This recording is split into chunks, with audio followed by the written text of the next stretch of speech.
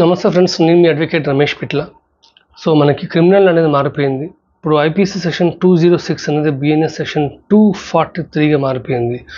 So ఈ BNS section 243 ఏం చెప్తుందంటే, ఎవరైనా ఒక వ్యక్తి జప్తు చేయవలసినటువంటి ఆస్తిని దాచిపెట్టడం, ఈ పాటకే మీకు అర్థమైపోయి ఉంటుంది.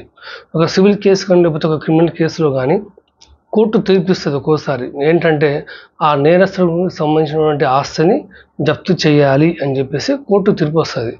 సో ఒక రిసీవర్ అంటే ఎవరైనా ఒక అధికారి రిసీవర్ కనుక ఆ యొక్క ఆస్తిని జప్తు చేయడానికి వచ్చినప్పుడు, అటువంటి ఆస్తిని దాచిపెట్టిన, వేరే వాళ్ళ పేరుపైకి మార్చిన, వేరే వాళ్ళకి ఇచ్చేసిన, అంటే ఏదో ఒక రకమైనటువంటి అవరోధాన్ని సృష్టించి ఆ ఆస్తిని కోర్టు వాళ్ళు జప్తు చేయకుండా ఉండాలని చెప్పేసి ఇటువంటి ఒక విష ప్రయోగాలు లేకపోతే క్రిమినల్ మైండ్తో చాలా ప్లాన్స్ చేస్తూ ఉంటారు. అది తప్పు. సపోజ్ ఏదైనా ఒక సివిల్ కేసులో కావచ్చు, ఏదైనా కేసులో కావచ్చు, ఒక పంటని అక్రమంగా ఉంటే ఒక పంటని స్వాధీనం చేసుకోవాలని చెప్పేసి రిసీవర్ రావచ్చు.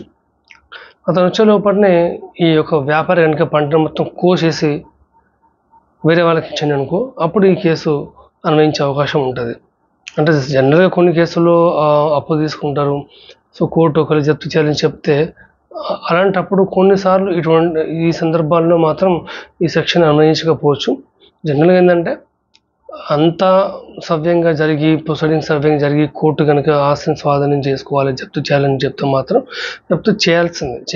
చేయకుండా స్మార్ట్గా గేమ్స్ ఆడదాం, వేరే వాళ్ళ పేరు పైన రిజిస్ట్రేషన్ చేపిద్దాం, వేరే వాళ్ళకి ఇచ్చేద్దాం, ఉన్న ప్లేస్ నుంచి తీసుకుపోయి వేరే దగ్గర పెడదాం, అప్పుడు నా దగ్గర ఏముండదు జప్తు చేయడానికి అనుకుంటే మాత్రం కుదరదు.